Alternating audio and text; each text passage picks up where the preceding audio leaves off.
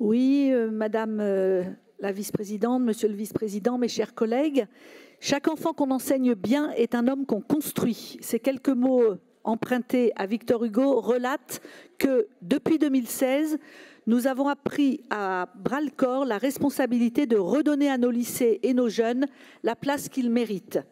Ce budget 2025, avec ses 1,25 milliard d'euros, illustre une fois de plus que l'éducation est une priorité absolue pour notre majorité, bien que nous fassions face à des contraintes budgétaires. Nous maintenons un niveau d'ambition exceptionnel pour nos lycéens et leurs familles. Car oui, chaque euro voté par notre majorité est utilisé. Fini le temps où les budgets n'étaient qu'un écran de fumée avec à peine 50% d'exécution. Ce temps de l'inaction et de l'impuissance publique est révolu. Aujourd'hui, grâce à nous, les promesses se transforment en actes. 85% des 30 000 nouvelles places sont déjà livrées ou en travaux, 60 lycées sont rénovés et 9 nouveaux établissements sont ouverts depuis 2016.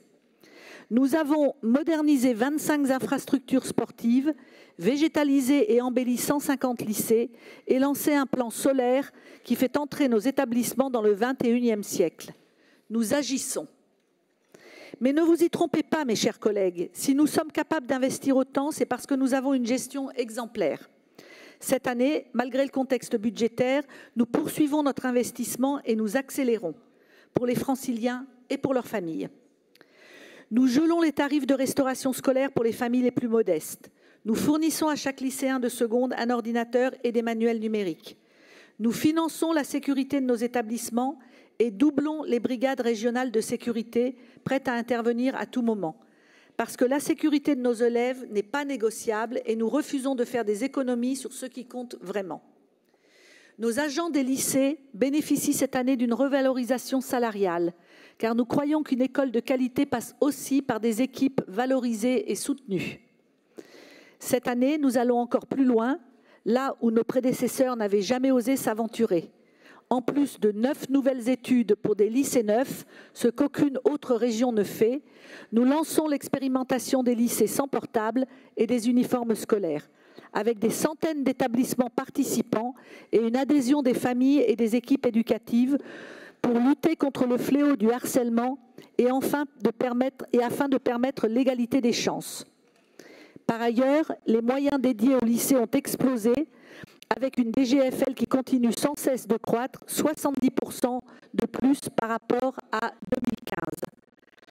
Enfin, nous révolutionnons l'approvisionnement des cantines scolaires avec Aproval, la première plateforme en France dédiée à une restauration scolaire durable. Grâce à elle, nous collectons et distribuons 12,9 millions de repas par an issus des producteurs franciliens. Et pendant que nous agissons, que fait notre gauche? Elle critique. Elle attaque un budget qu'elle n'aurait jamais été capable de construire. Elle s'indigne. Mais où était votre indignation quand vous laissiez nos jeunes étudier dans des conditions indignes? Mes chers collègues, ce budget est une démonstration de force, une démonstration que même dans l'adversité, nous tenons le cap. Et nous n'allons pas ralentir, nous continuerons à bâtir, à rénover, à sécuriser, nous continuerons à prendre nos responsabilités et offrir aux Franciliens l'avenir qu'ils méritent. Je vous remercie.